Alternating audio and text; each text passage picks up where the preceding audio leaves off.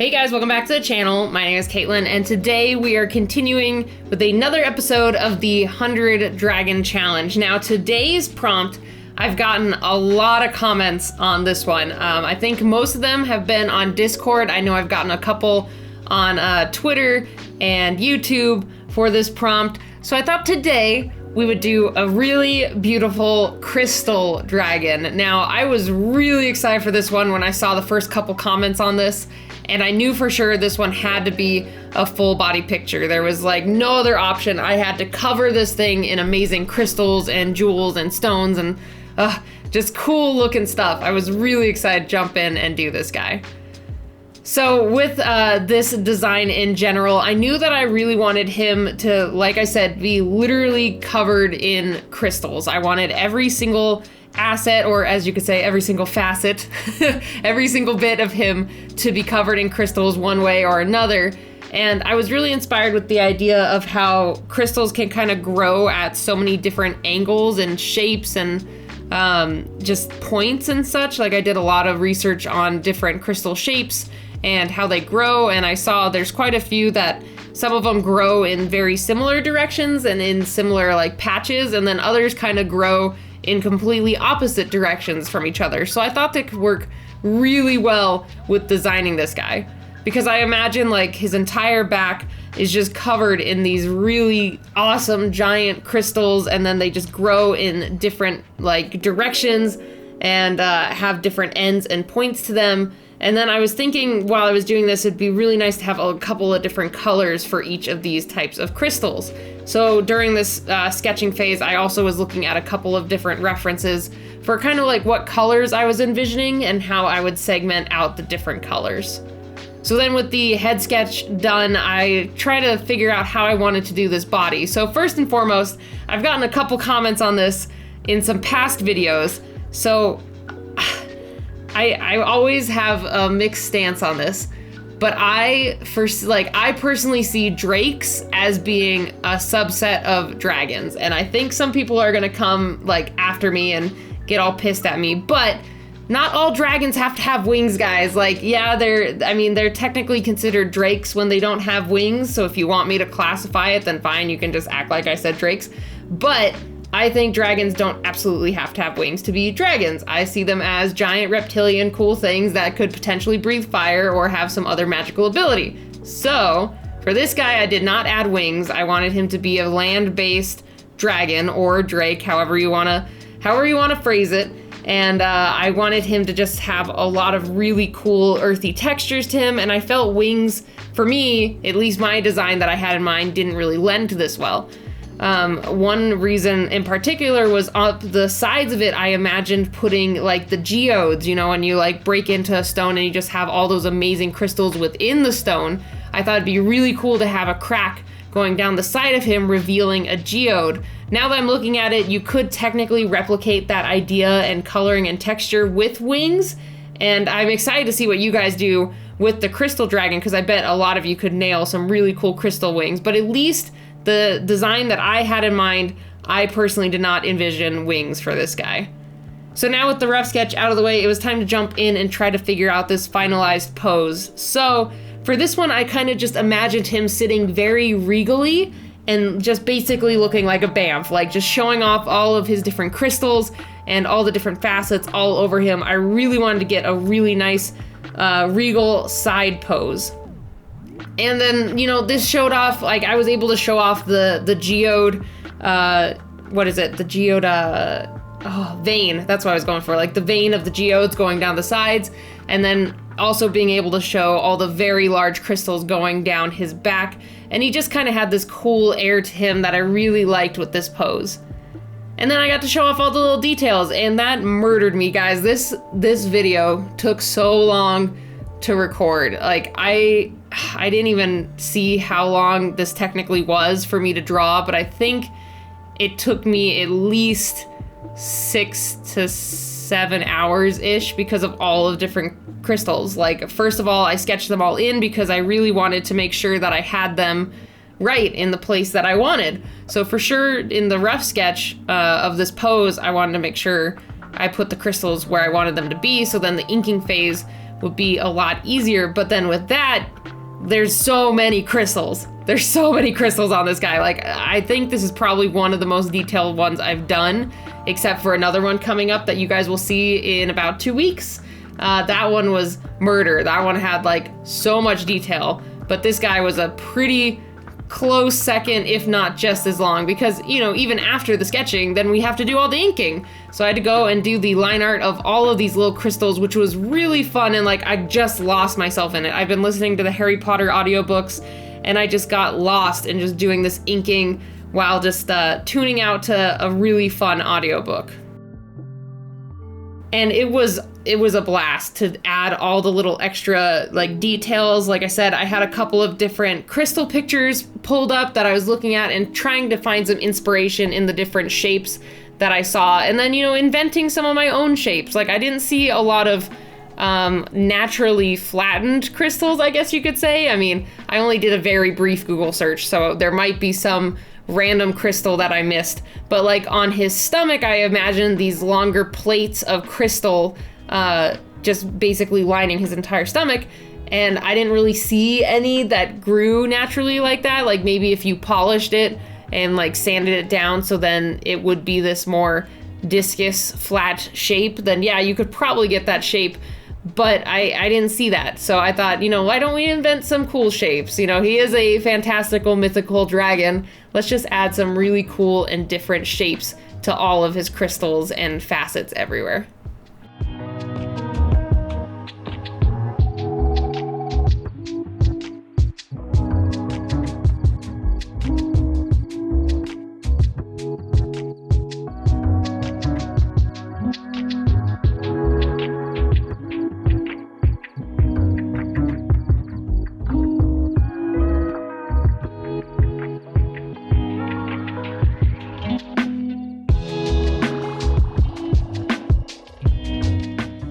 And then another little bit of the texture on his body that I took inspiration from was, like I said earlier, like the geode stones that you crack open to see the crystals on the inside. I thought of the kind of porish, grayish stones. Porish? I don't think I said that right. Porous. There we go. Porous, grayish stones that you see those in, or just kind of more porous stones in general. I kind of imagine that being similar to a very sandpapery like skin tone, or skin texture, not skin tone. And so I thought that would also lend really well to this guy. Like, we'd have a couple different areas that were more the chunks of stone instead of the really bright, beautiful crystals. So then those colors would really pop against the different grays of the stone.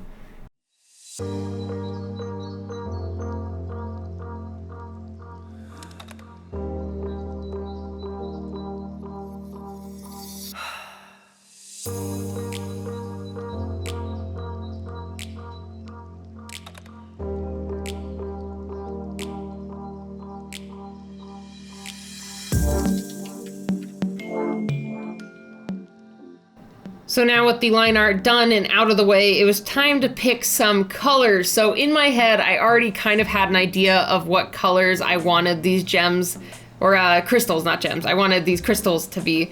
And I had this idea of all these beautiful blues and purples just all over this. One of my favorite geodes that I own, I have two of them.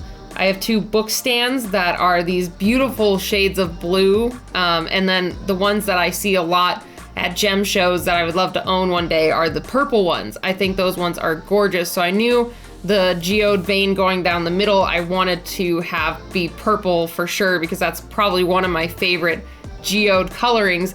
And then I really love when some of the crystals I see have this really amazing blue color to them.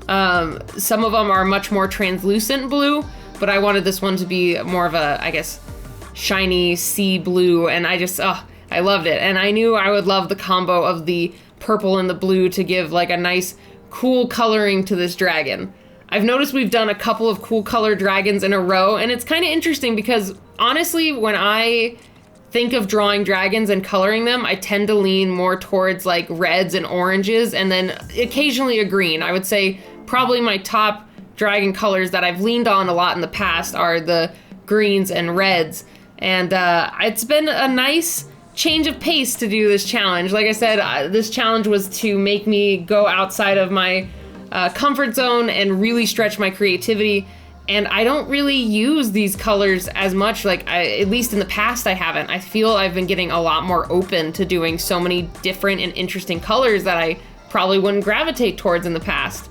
Like I know past me probably would have made these crystals probably more in the like red and orange range, like, because that's just what I thought of with dragons. Red, orange, green, that's kind of all I did. And the occasional blue, but not very often. But I've been really liking using these cool colors.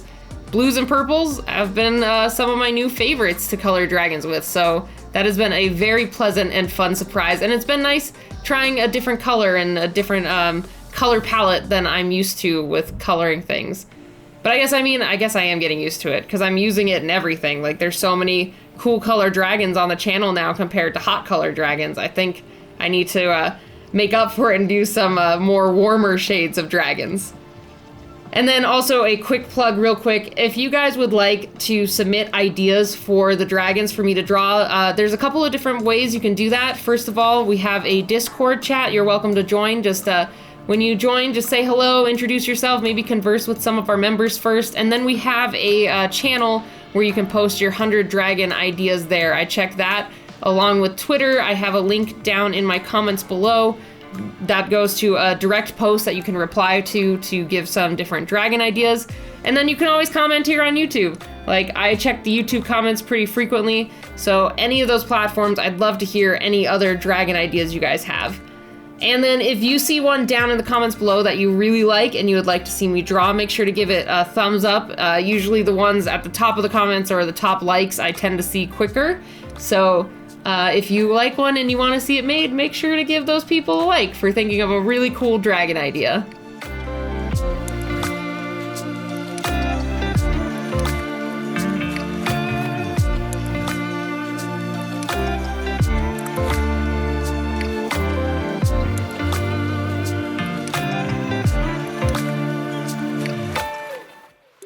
Another fun aspect I added to this guy was I decided to do hooved back feet. I haven't really done that with some of these dragons yet, and I was just wanting to do something different instead of just all the clawed feet. So the front for sure, I wanted to be these really cool spiky crystal claws, but then the back I thought it'd be really awesome to have the more hooved or cloven feet. I just really love the different design that it adds to it, and it's just cool to think about these giant crystal hooves. That's just cool, and I like it.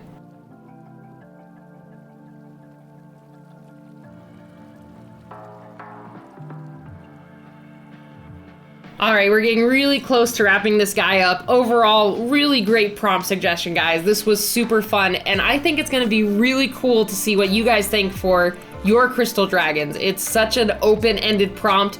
There's so many ways you could go with this, so if you guys would like to share your interpretation of this week's prompt, make sure to post on Twitter or Instagram under the hashtag KM100dragons, and I cannot wait to see what you guys create with this prompt. I mean, between the vast amount of crystals that are out there and then your guys' unending creativity, like every week I swear you guys just like kill it, and I'm like, man, why didn't I think of that? There's so many things you could do with the crystal dragon. I'm so excited to see what you guys create. But you know what? To start with, let's go ahead and look at real quick what you guys did for last week's sloth dragon. So first and foremost, Scorching Shadow, really great idea. You actually suggested this prompt to do the 7 deadly sins, and yours is really interesting. I like that you have the pitcher plant and the like little lures, so then this guy just has the prey come to him really easily, so that works really well with sloth. And then IDS World Art, I really find it cute that you made this really big dragon just covered in foliage, and then it's right outside of this cute little town. Just overall, it's a really adorable scene and really awesome dragon design. And then, like I said, you guys thought of so many cool dragons again this week. Like, it's always hard to pick from you guys because there's just so many good ones. Like, some of you made like really big, fat, cute dragons, and then some of you made like some sloth combined dragons. There's just so many different ones that you guys made, and I I couldn't just choose one. Like, it was so hard to just pick the 2 to feature. So many great ones. So again, I'm really excited to see your guys' crystal dragons. Make sure to post them on Twitter or Instagram under KM100Dragons. And if you guys are new to the channel, welcome. I would love if you hit that subscribe button and join our community. And if you guys like the 100 dragons, make sure to leave me a like down below and comment if you have any other dragon suggestions. So thanks again, guys, so much for stopping by and checking out this video, and I will see you all next time for another video. Bye, everybody.